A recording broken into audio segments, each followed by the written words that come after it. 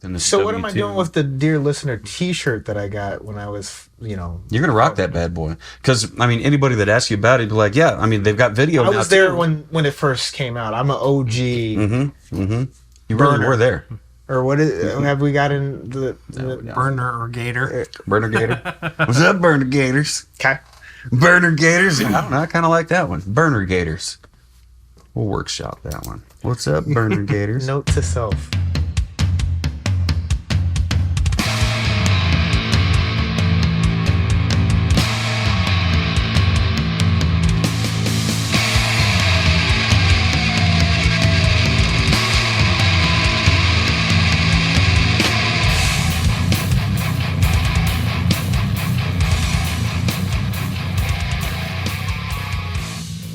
The gambling odds are going to be great. I can't wait.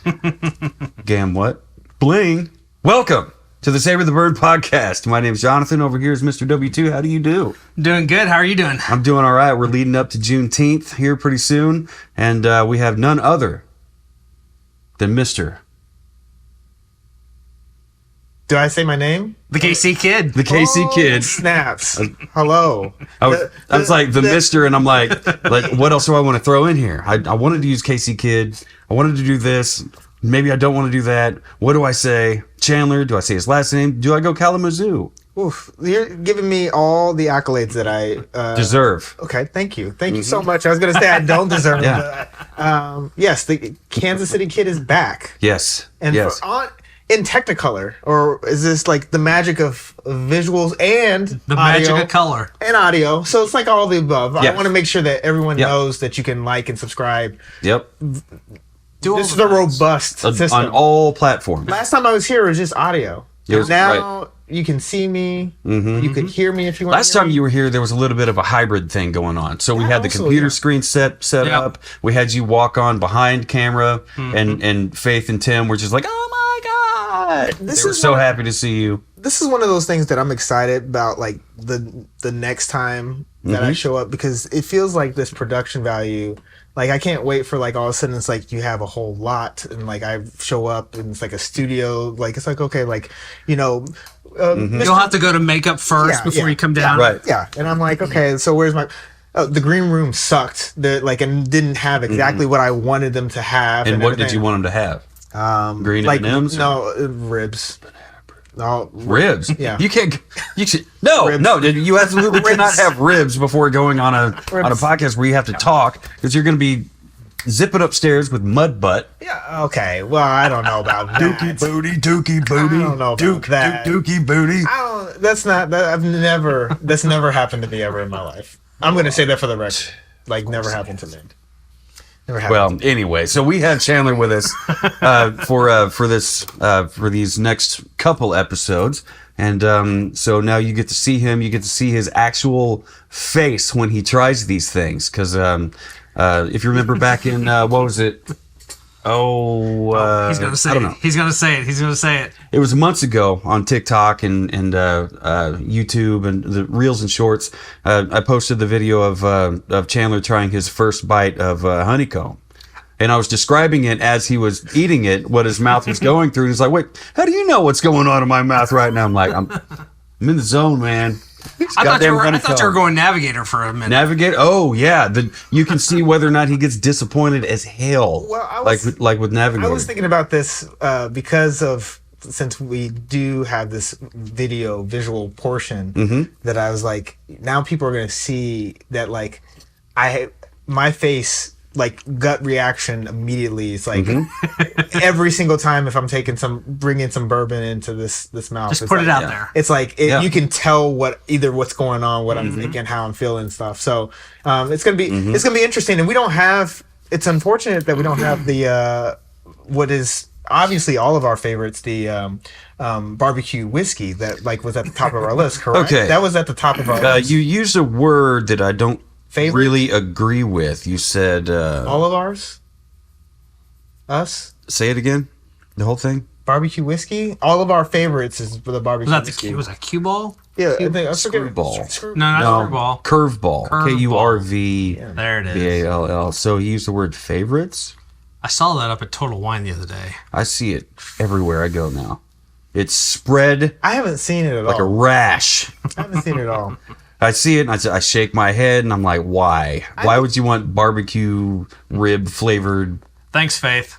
Thanks, Tim. You're the best. I think that I had like just a blackout dream and just imagined that I was part of this and like drank it because I have not seen it since I experienced it with y'all. So like, I'll buy you one next time I see it. We're good. Like I love it. I'm just saying I'm good. Like and everything like that. You jump at the chance, man. Well, it's one of those things. Like I only want it like once every blue moon. So it's just kind of like you know when we're hanging out. You know, us, and then like... Let's see, we've already gone past the pink moon, the flower moon. Is there I don't know my moons. Yeah. Yeah, every full moon has its own. Which one's a barbecue moon? Barbecue moon, yeah, that's what I was trying to think of. The honeymoon? The honeymoon? Ooh. Some people have been on those. I've never been I've been on one. Okay. Yeah.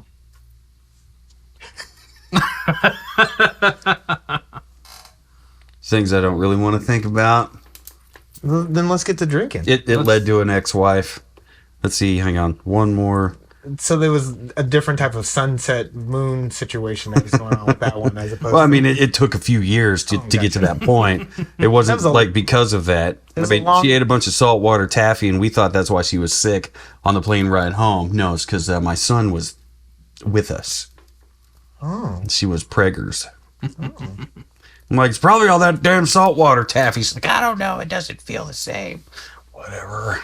Anyway, so tonight, we're getting into this limited edition. He's going to grab the empty box here. It's a limited edition release from Rieger's called the... why didn't I write it down here? I wrote it down here. Called... The Negro Leagues. Woo! Founder's Choice Collection. And... you had to pre-order it. It was a whole thing. What can you tell us about it? Give us a story on how you came to obtain this here box of bottles. Yeah. This is bottle 1 of 4. I don't remember if this was this is the box that it was put in. So this is... Put this back here. I was really showcasing it. I was going to... Before you break it. I was going to do my best Vanna Black, but it's okay. So, whatever. No, this is one that I don't remember if it was an email that I got or I just saw it up on Facebook or whatever, but I saw the promo for it. They were doing pre-orders for it. Mm-hmm. So I don't remember. You sent me the link. You're like, I don't know. This looks really fucking cool. And I'm like, we're getting it for the podcast. Pre-order, $200 for it. Yeah. But then you stop and you think about it. Okay, there's 4 bottles. $50 a bottle. $50 a bottle. That's plus not the carrying bad at all. Case. And you're supporting the Negro League's baseball museum. Mm-hmm, mm-hmm. Yeah, just from their website. So yeah, we had to have it. We had to have it. It's a KC company. Mm-hmm. We love supporting local. J. Rieger and Company is proud to partner with the Negro League Baseball Museum to present the Fielder's Choice Collection. This limited edition collection of spirits celebrates 2 of our country's favorite pastimes, sipping fine spirits and enjoying the great American game of baseball. Each bottle features a retro label inspired by a beloved and iconic Negro League team, the Kansas City Monarchs, the Chicago American Giants, the St. Louis Stars, and the Homestead Grays. And the spirit within are just as special, including our category redefining Kansas City whiskey, we'll get into that one here in a minute, and the 3 components that make that whiskey, bourbon, rye, and light corn whiskey. A portion of proceeds benefits the Negro League Baseball Museum. So, and this first one that we're going to get in today is the Kansas City Monarchs Kansas City whiskey finished in KC Beer Company barrels. Which you said earlier, pre-recording, that was a German beer, a German-style beer. KC Beer Company is a German-style brewery in town. Mm-hmm. And yeah, they focus mainly on the German-style beers. So I'm expecting this to have a lot of extra malt. Okay. With that. The write-up on this one says, this Kansas City whiskey finished in KC Beer Company barrels is inspired by the Kansas City Monarchs, the longest-running franchise in Negro League history. 12-time league title holders and 2-time Negro World Series champions. Of course, beer and baseball go hand in hand, and these beer casks add a uniquely malty character to our category redefining Kansas City whiskey. The 94 proof celebrates Monarch legend and Kansas City hero Buck O'Neil, who lived to 94 years of age. Did you ever get to meet Buck O'Neil? Did not. He was a class act. He never met a woman he didn't pay attention to. And, I met him at Hy-Vee 2 or 3 times in Independence.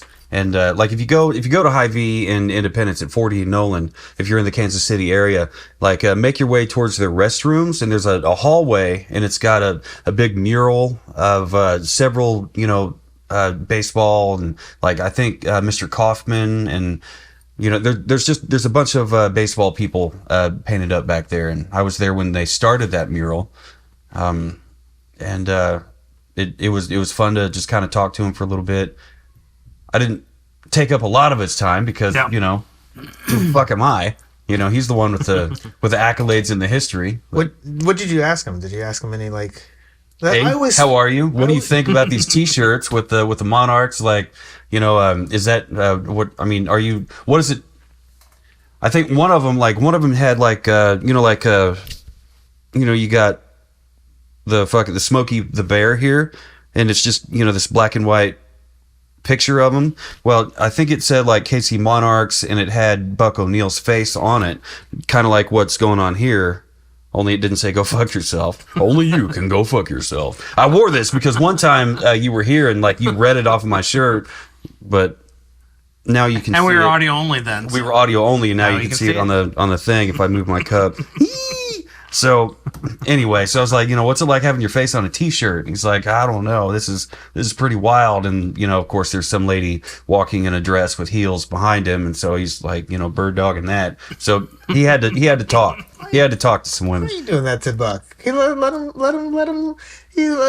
Yeah. That's the legacy. That's the legacy. That's part of his legacy. He's got an incredible legacy. And, when he left the world, it was a little bit darker without his light in it. Let me ask you this. Like, again, back to like questions. I always think about like celebrities, baseball stars, whoever, and wanting to ask them questions and trying to figure out how to navigate asking them a question, because they probably have heard everything that you've ever. What am I going to ask that you've never heard before? But the T-shirt thing. I mean, I don't think that he was expecting that. But I wonder, like, is there any celebrity that you have a question specifically that you've wanted to ask them that like that you feel like would catch them off guard, or that maybe is like, man, that's a really good question. Like, because I got nothing. That's why I don't really like. I was just gonna ask. I don't really like walking up to celebrities if I had the opportunity to, because it's like I don't know what I'm gonna bring to the table. That's gonna be a conversation.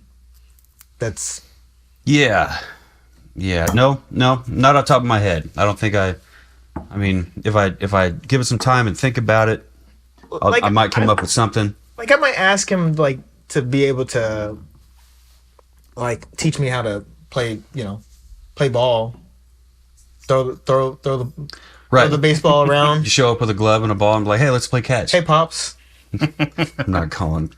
Did I catch? I'm not calling Mr. O'Neil Pops. For fuck's sake. I feel like that's what you say to anybody that, like, I would say it to my mom.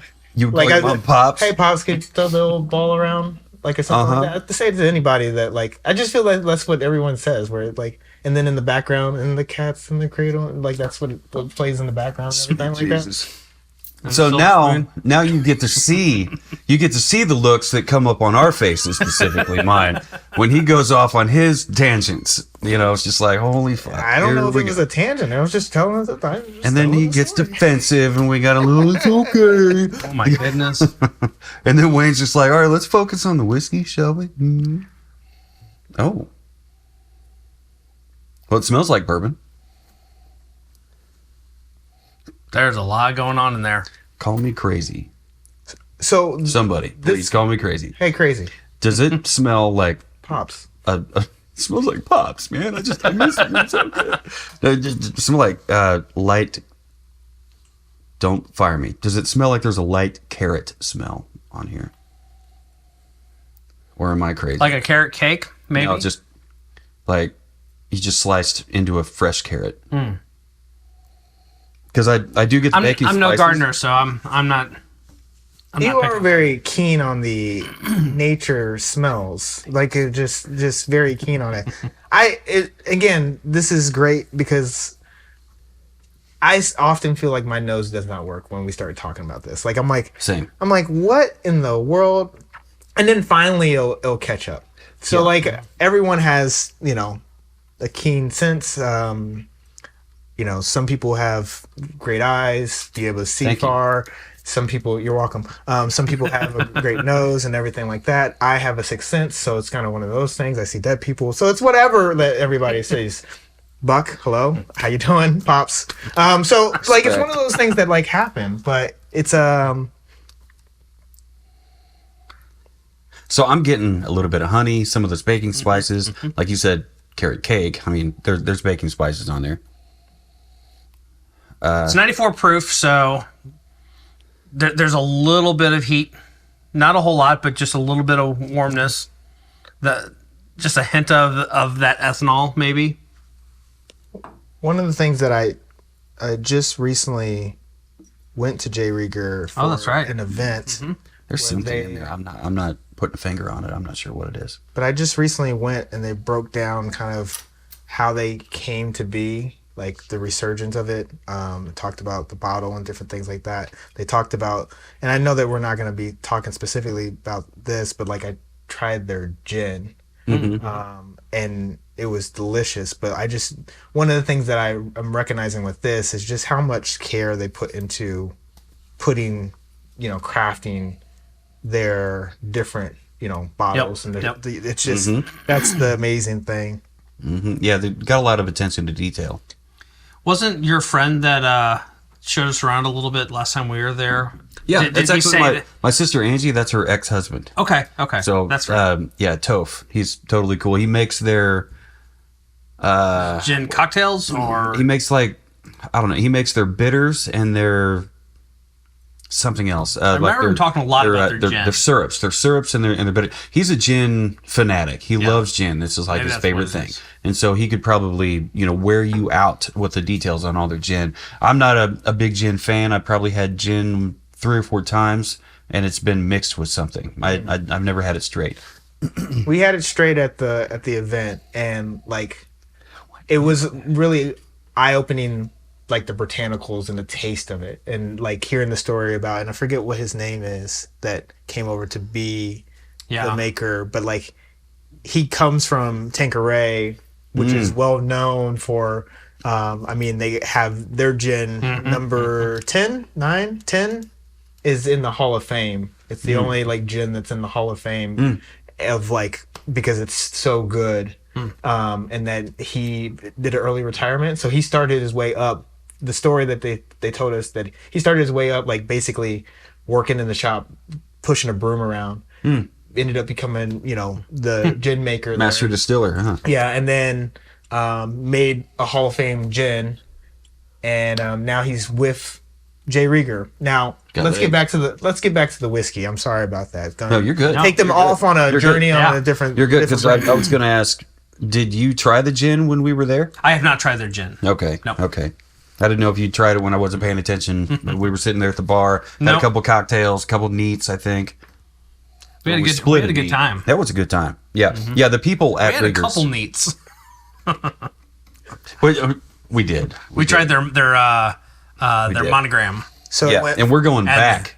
We got to get a bottle of that special juice, the 54. The 54. Yeah. So it went from the very neat to probably a little bit messy, right, for y'all? Like that's how it usually works. Well, yes. Another thing, and I know that you mentioned this, and I like what I do love about the local is just the hybrid of both spots. Like, I mean, this historic museum that's in Kansas City, but then also like J. Rieger and being that local spot. Like, they're two great places. I have not been to the museum yet. I have not either. But I've heard like amazing things about it. Being that, I work for the city, it's just one of those things that like we talk about it, hype it up a lot. And the jazz museum down there too. Yeah. Is the basketball museum still down there? That's at the Sprint Center or Sprint Center. Yeah, it's cool. Yeah, it's more up north, but like there's just so many different like spots that are around that like have the historic, Speaking of museums, You did a painting for the Parade of Hearts, and you guys can go check it out if you're in town. Go to the Overland Park Arboretum, and you can check out W2's shuttlecock themed heart from Nelson Atkins Museum. Yep. And it's stupid cool. We started our heart hunting this last weekend. Did you? And so we got to go out, and that was actually the first one that we checked in. Mm-hmm. And of course. It was cool getting to see it. Mm-hmm. Actually on display out there, and got pictures of the family up to it, and then just kind of people watching and eavesdropping on them, and then we're sitting there I'd be eavesdropping like a motherfucker, dude. and all of a sudden Katie's like, and he's the artist. I've seen it, but I haven't seen it there. Yeah, and it's done just in person. but it's just amazing. It's absolutely And you're in a coloring book, or the art is in a coloring book. Yep, I made the Parade Arts coloring And book. there's something else cool about it too. What was it? Oh, the koozie. The koozie. Yeah. I mean, I'm hanging out with just royalty here. Right? Like I know that I'm the Kansas City kid, but like when I show up here, I look and I say Wagon Wayne, and and did we ever figure out something for you? Jazzy Zig. Okay. And you hated it. You see that look? See that look on his face? Like, okay. Yeah. Oh, Well, We're gonna go with that. I was like, Okay, that's the Western name that we're rocking with. I was like, okay. Yeah. It's a whole thing. Jazzy Zig. Hey, how about this whiskey? Yeah. Let's get it on the palate, shall we?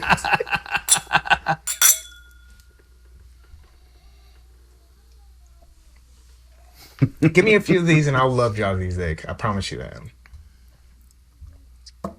It's almost. I ain't mad at that. Did it go? Did it? Holy cow! What is the effervescent or whatever? It's like there's a sensation on my palate anyway that almost went carbonated, almost went bubbly. Am I? Maybe. Crazy. Yeah. I'm crazy. So there's honey all over it. There's honey, lots of cinnamon. And the malt that you talked about showed up. The malt shows up. Maybe that's what I couldn't identify on the nose. There's a very subtle oakiness to it. Is there any like caramel type Yep. vibe? Yep. That's the thing that pushed through for me. Like Caramel toffee. Yeah. Mm-hmm. Yeah. I'm digging on that. When they said... and the finish, too. It's long and warm. What was the word that they used in the description? Redefining Kansas City whiskey. Oh, just in general. Yeah. Okay. Yeah, so this is going to be their flagship Kansas City style whiskey, which means that it is blended with 2% of Oloroso sherry. Yeah. But then they aged it in the KC Beer Company beer barrels. Yeah. Which I think gives it a little bit Comes of a through. malty finish to the palate. When I first heard that, I'm like, beer barrels? Really? We're okay, so we have whiskey, and we're going to put Oloroso sherry in it, which is fine. I really like it. And then we're going to take that, and we're going to put that in beer barrels? Oh, yeah. Like, why? And this is why. This it's is amazing. why. It's amazing. So you can get this by itself, but all the others you cannot. So I was saying? I was online today looking at the store, and I don't know if the collection is available, but it looked like you could get this one by itself, but the other three, they had the descriptions on there, but there was no add to cart on there. And we were there not that long ago, and they said that there was only a handful left. Of that or the whole... The collection. Okay, I thought it was like 50, but is that too many? No, that sounds about right. Is that about right? Okay. I really love the finish on this. It's got a heat to it. It's got a heat to it that bites like rye on the tongue, but I don't think there's a lot of rye in this, is there? But then it just kind of just fades out. It's long and it's sweet. There's a little bit of heat. I don't know if they've published their mash bill on this, but they do talk about this being the rye that is blended with it. So this is a blended whiskey, so it has bourbon aspects, it has rye aspects of it, it has straight corn whiskey aspects of it, and they blend that and then blend it with that sherry for their KC style. So you're getting a little bit of a rye spice with this that you wouldn't normally get in other offerings. It's one of those things with like the rye that I often like struggle with because of the heat, right, from it. But like with this one, like it sits so like I feel like perfectly in the sense of like giving you a little bit of that warmness in your chest, but not where it's so overwhelming. Yeah, it doesn't scald. Or yeah, and like that it just hits you right in the throat where you don't really, there's nothing else to, your brain just focuses on that first before you focus on the rest of the taste and everything else. And I think that they've done a really great job of like having like a nice mix of that.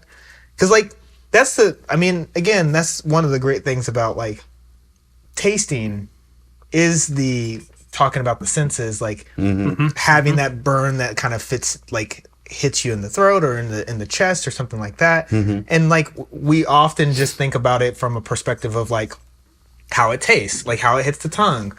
But like there is whether it is the smell, whether it is how it like, you know, the feeling that it gives you as it like goes from the tip of your tongue to your belly, like it just is that vibe of like it is a whole experiential thing. And this one is really great at kind of like balancing between those two, that element of burn and also like just the caramel, for me, that kind of sweet toffee feel that happens when you have like a really smooth drink and stuff. So, and it really is like it doesn't hit like a 94 proof whiskey normally does. And no, but that's something we've come to talk about lately over the last few episodes, or maybe more the last few episodes, I don't know, but we've started pointing out that this doesn't hit like 100 proof, or this doesn't feel like 125 proof, whatever. Like the McKenna was a 100 proof offering, was past tense, and it was delightful. Very, smell the cereal grains on that. Isn't that wild? Yeah. Yeah. So we started really. So after this is empty, make sure it's empty. Yep. Let it sit for let it kind of air dry for a while, and you'll be able to smell more stuff on that nose when it's empty. That's something we've. I think I forgot to tell you about that earlier, but now you know. Anyway, so these. I don't know if it's just our continual exposure to high proof whiskeys, but it seems like they're just not hitting as hard. Like I'll go, Jim Beam White Label, and it's like this is canoe whiskey. It's fucking close to water. Or Sex in a Canoe whiskey. There you go. See, leave it to me. I'll fuck Sex in the Canoe and water. And water. What do they have? Yeah. Well, anyway, we had to just mess that joke up. Yeah. Now, like I am on the sidelines, like I want to hear this joke because I'm. Yeah, we were drinking some kind of whiskey. No, we were talking about Carlo. We were talking about Carlo and his choice in beer, and he loves Miller Lite. Okay. Okay. And I made the comment. Yeah. Miller Lite. It's like Sex in a Canoe. And I'm like, what does that even mean, dude? They're both fucking close to water. There you go. Do we have the sound effects of the where's the Oh, where's the Tonight Show band giving right. Anyway, I can see Wayne in a few episodes having the card in his hand. Miller Lite. Miller. What is Miller Lite? Do you have an empty bottle of the regular Riegers, or a bottle of the regular Riegers around here somewhere? I just want to see how different it is from the original. Okay, so it's the bottle. The glass itself is completely the same. The shape of the labels completely the same.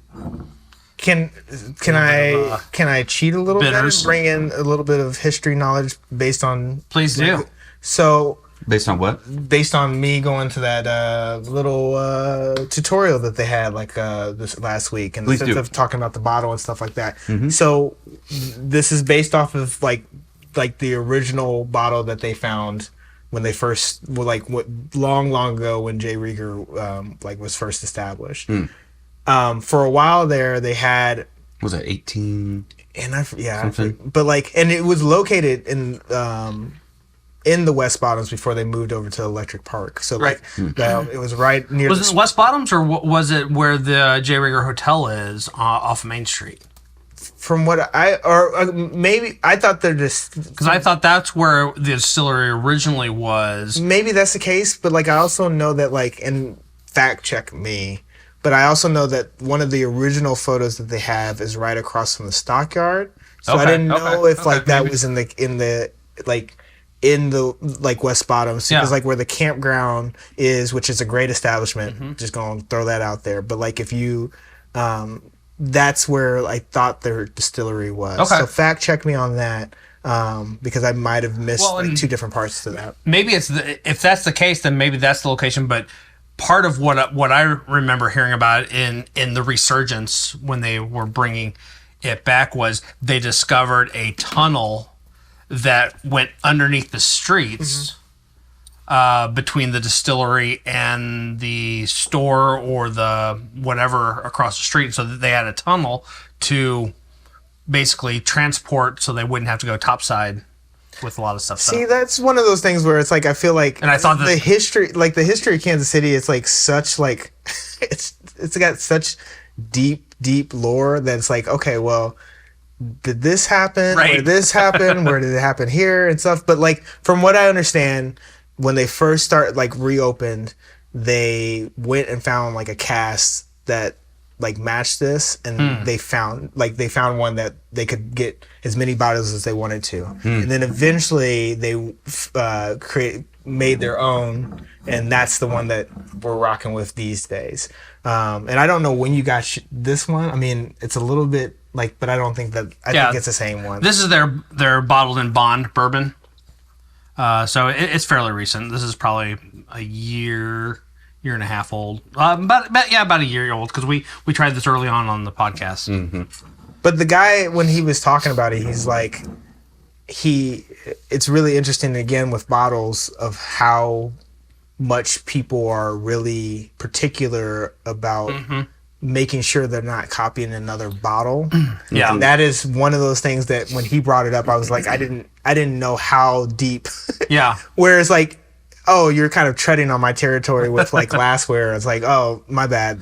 And that's one of those things that it's definitely something that we've talked about it kind of off and on. Something similar is just how many whiskeys and bourbons have a similar shaped bottle, but then the ones that are vastly unique, they're one-offs. Yeah. You know, I mean, we haven't tried it yet, but we've talked about it several times. The Crown Royal is a unique bottle. Of course, Blanton's. Yeah. That very recognizable bottle. So you can kind of go down the list. There's just so many of those just really unique bottles. And Rieger's is one of them. But then there's like the part where like just recently you got me another bottle of my favorite. Oh, yeah. And the Rogue Dead Guy. Yeah. And having that Dead Guy whiskey is like one of those things where, I mean, they have evolved 3 different times with their bottles. Completely different design. And it's one of those things where it's like, you would think to yourself that it's like, okay, like this is going to be our brand. We're good with this. Like we're going to kind of stick with how this looks. And then they go, I mean, between the second and the third, I mean, all of them are dynamically different, but from the second to the third bottle, the whole entire bottle, the glassware, and everything about it. But the juice is the same, isn't it? Yeah. Okay. Yeah. I would hope. Yeah. But I mean, it's fascinating to get back to this. It's fascinating in the sense of like the evolution or like the historical reference, like this bottle, where it's like trying to maintain the I love throwbacks to history. Yeah. So I'm sitting here, and actually I had some things I was going to comment on the labeling and the presentation on this. But now that I've pulled down the bottled and bond one, I'm seeing just they've actually really stuck to a lot of the same type of layout and presentation. The labels on the front are the exact same shape. They want you to know when you pick up that bottle, who made it and where it came from. And I'm also there to be no guesswork. I had never noticed it before, but look at the edging on those labels. It's little perforations there. I mean, it's... Is that on the OG? It It Wow. absolutely is. Huh. It actually stands out a little bit more because of the gold foil ink on there. But, I mean, just, so many levels of details within details. And with this one here, I mean, if you know the Kansas City Monarch colors, it was, that kind of off-white, which, I mean, I don't know if white was an option when those old baseball uniforms, but I mean, it was that and kind of a burgundy red, letters and numbers and stuff. So they nailed that too. I love the throwback on there. Yeah, and from a design standpoint, I love the throwback look on there. If you look at the bottom of the label where they have the little the 750, the ABV, and the proof and all that, they've got the pennant flags that are separating them. It says KC Monarchs. Yep. The typography styles on theirs are very, very right in line with what you would expect with those turn-of-the-century ball teams. Yeah. And it's one of those things that, like, I mean, this is the type of style that I love. Again, like, kind of back to the point of, like, the edges is that it's a detail, but it's not so distracting that it takes away from everything else that's going on. Like, I love, like, kind of the finer, like, molecular, like, points of, like, changing something that you, if you pay attention, you'll notice it. But it's not so overwhelming that you're like, and I forget one that I was like, I absolutely like hate. I thought it was just too much. Like, and I'm trying to remember what it was that we did. Go back in the old episodes to quote me on that. Was it Navigator? It was not just a Navigator. That one was bad, but there was one other one that had. I do remember you talking about it though, because it was just like too much. I was like, they needed to just figure out one thing, and they kept on throwing out like 15 different types of ideas. And it was they told the history of their family. I think it was one with Faith and Tim that we did. And I said, this is way too much, and I thought that it was annoying. But anyway, but I do love this in the sense of, again, the simplicity, the historical references to like keeping it kind of big and bold and in your face, but like also allowing for that kind of historical tone to it. And I mean, obviously, when it comes to talking about this is going to set the tone for the rest of them because they're all going to have a similar vibe from them. And there will be more. Yeah. So this is great. 3 more to be exact. Yeah. This is great. I'm going to fact check us about where the distillery started and also. And if you know, be sure to leave it in the comment section. Send us an email, info@savortheburn.com, Jonathan at savortheburn.com, W2@savortheburn.com. You could do that. And while you're at it, leaving comments and giving us thumbs up, be sure to hit subscribe on the YouTube channel. Follow along. Make sure you're not going to miss out on any future episodes. And let us know in the comments or anywhere really on any of our socials, however you want to reach out to us. Let us know if there's something you want us to try out. We'll do our best to find it and try it and give you a shout out on that episode. The cereal grains on this. All right, so the empty glass nose. You've got some cereal, but you've also got that Oloroso sherry. Yep. To me, that's where the sherry came through on this. Yep. So wild. Super sweet. Speaking of nose, what'd you give it on the nose? The nose, I give it a 3.5. Okay. Mm-hmm. How about you, Mr. Chandler? I gave it a 4.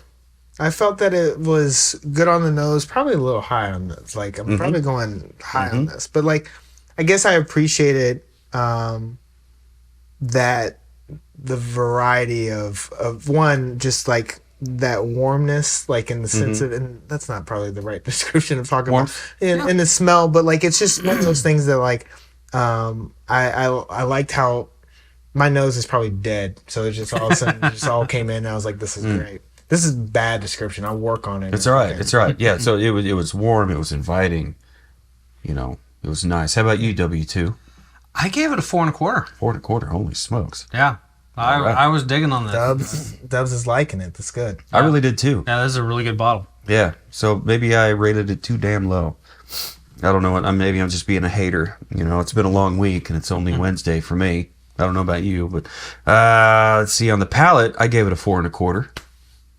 All right. So it was everything that was on the nose, just elevated. Yeah. And for the first pull, it almost had like a little bit of a fizzy sensation, but it was unexpectedly just delightful. So I started to go with a 4 1/4. Mm-hmm. But as I contemplated it and thought it a little bit further, I went 4.5. And why is that? Why did you started at 4 1/4, but you went up a quarter point? It grew on me. It grew on you? The more I got into it, the more I enjoyed it. How about you, Mr. Chandler? I did 4. 4 even. Yeah, and again, I just think that like kind of the crossover between the nose to the palate, like I mean, it was lock, stock, and barrel right there, just in the sense of how it felt for me, and I really enjoyed it, and I probably, well, I guess when we talk about the finish, like that's gonna kind of change it in the sense of how I felt from going from the nose to the palate into the finish, where I then increased it because of what I thought about it. Go ahead and continue. What did you end up giving it? So I ended up giving 4.2, just a little bit more. In the sense of like, can I do that? You can do that. You can absolutely do that. You can absolutely do that. I don't know. No. You're good. You're good. We usually go like by quarter point intervals. Listen, you can do 4.2. It's totally cool. Listen, You're the Casey Kid. I know. Casey Kid does whatever he wants. Bang bang. To do. But like, I don't know about I the do like. what I want. Yeah, we haven't even talked about how you're in the new Deadpool yet. We'll do 4 1/4. That was the secret. That was like. Disney is about to walk in here and shut this whole entire thing. Bring it on. Okay, so Disney. But I'll do 4 1/4. Mm-hmm. I just want to match y'all. I just want to be a part of the team. Okay? You're a part of the team, dude. And that's cool. You're in the fucking group. Yeah, You're in the band. Is this man. the Avengers? You're the 6th Beatle. You're good, man. Yeah. Yoko. Oh no. No. We don't say that. Okay. That name. So Save with the Bird Studios. We don't. Oof. Okay, I just watched a video with her and Chuck Berry. You see that the look on he his gave face where it just keeps on going. Anyway, so I gave it 4 1/4 in the sense of that finish and again that burn just being so like it was just such a good burn without like being overwhelming. And I really like whiskey that doesn't feel like it's like I got heartburn. I'm about. Yeah. Mama, I'm going home. Like, I mean, that's it, So that's what I felt, and it was really good. Yeah. How about you, Mr. W2? I give it 4 1/4. 4 1/4. Another 4 1/4. And also, just for fact checking purposes, the original building was in the West Bottom, so it was right across from the stock exchange or the stock, stock exchange building. So yeah. Mm-hmm. What about it made you give it a 4 1/4? I loved how everything kind of finished out on it. It had a nice, gradual, long finish to it. All those flavors and everything that came through on the palate just kind of nice, softly faded on out. It had a little bit of a Kansas City hug. There you go. That'll work. Just to remind you that Tennessee, that it's there. And yeah, that's the same reason I gave it the same score, 4 1/4. It's excellent. It was long, smooth, sweet. The KC hug. KC hug. Yeah, it's like a sore dick. You can't beat it. Bottle presentation, I upped it. So when we did the Rieger's bottle beforehand, what? So when we did the Rieger's bottle beforehand, I think I gave it like a 3.5. Whatever, on bottle presentation. This one here, I bumped it up to 4, because they did such a great job highlighting the Kansas City Monarchs colors and some of the history on the back. Talked about how they won 2 World Series, and how they had what is it? The longest running franchise in Negro League history, 12-time league title holders. Talked about Buck O'Neil. It was worth another quarter point for me. Yeah. How about you, Chandler? So I gave it 4.5, and I like one of the reasons why I gave it 4.5, and I will say that like part of it is like looking at the entire presentation of this, but like also like it's a package set. It's a package deal. And so it's like trying to like think about it from a perspective of comes like in a box. how it comes in a box and where I rated it too low. But we were just going by the one bottle though.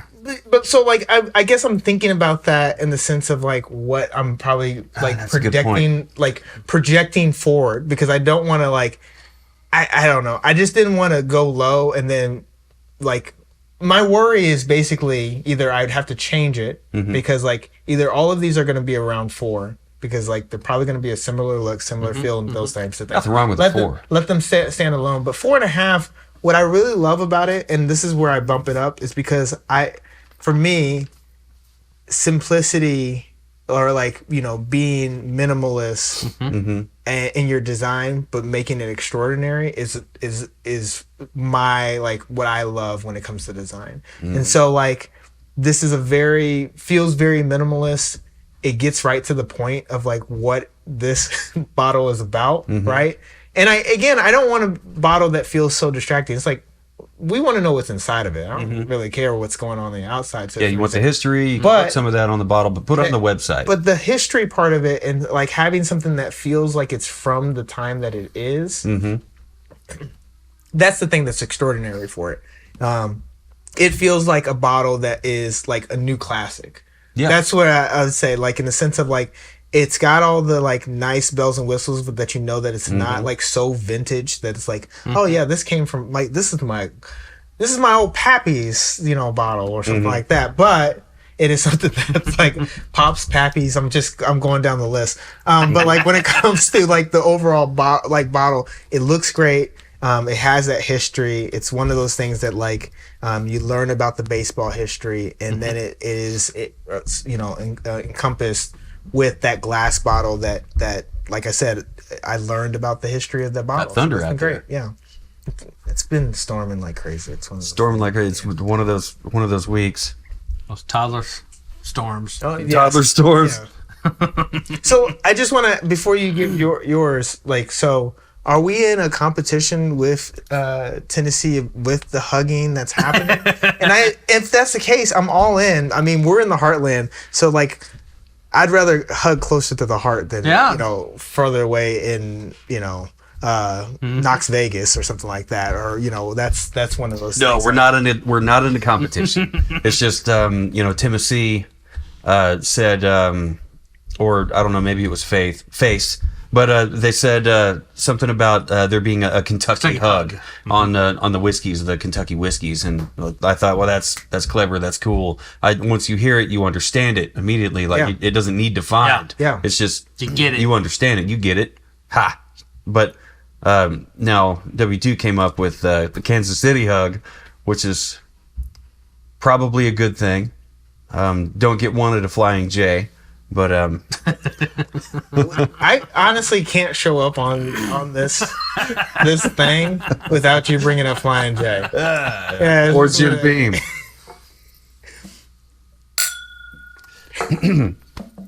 Mr. W2, what'd you give it on bottle presentation? I give it 4.25. 4.25? All right. And yeah, I do not remember what I gave the bottle and bond presentation on this, but I felt that even though we are looking at this single bottle, it does come in as a collection, and so it comes in the box. It's very well thought out. The box that it comes in, it's got a great window so you can see each individual bottle. Yeah. On the back side of it, it's got a black and white photo for each of the 4 and a brief synopsis of what went into this bottle and why this bottle. And yeah, it's great. I think it's great. What's in the bottle? I totally agree. Presentation, you gave it a 4.25 on the bottled and bond. Oh, okay. So you're not far off at all. You are on the money. He loves it just the same as the original as far as bottle design goes.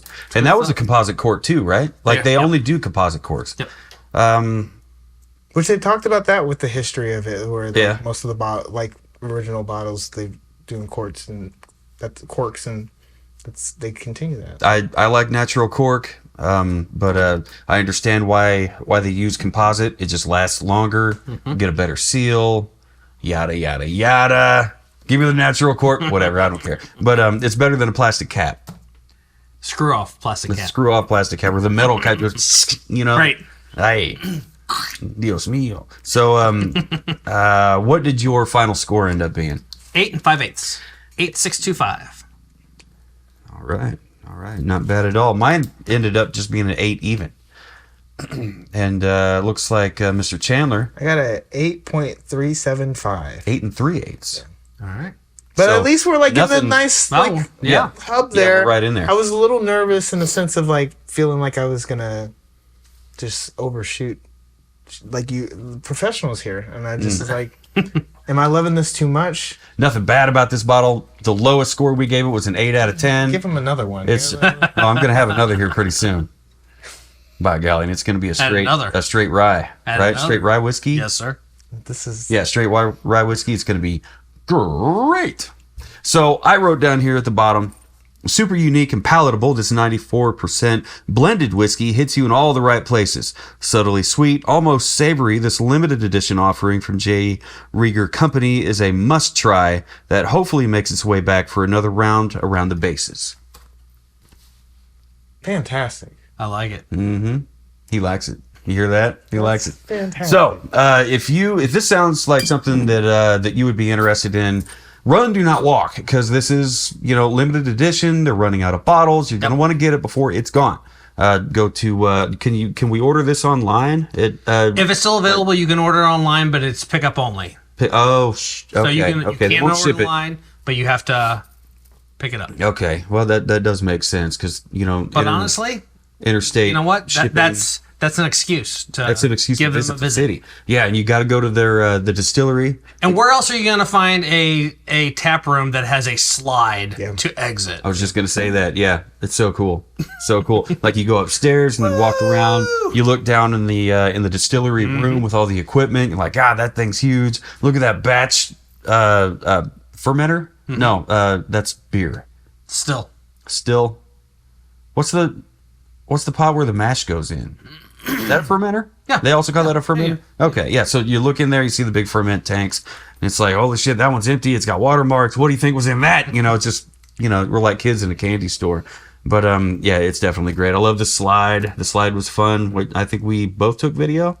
We did. Okay, we both took video. Hopefully we'll have that in there too. I'll have to send it to you, make sure it's in there. But yeah, definitely check it out in the Crossroads area of Kansas City and stop by Knuckleheads. Yeah, it used to be a motorcycle shop. Like they used to work on bikes in there, and then they turned it into a live music venue. Everybody that's played there, all kind of blues, jazz, maybe some rockabilly, not so much metal, some country. A lot of country, I think, rolls its way through there. Samantha Fish, local KC guitar fucking mad woman. She's incredible. Definitely check it out. Catch yourself a show. Go over to Rieger's, get yourself a drink. Have a few cocktails. They have food there. I think we saw them serving food, but it's great. Tip your bartenders. It's delicious. So, no matter who you are, where you are, what you're drinking, who you're drinking it with, never forget. Keep on burning.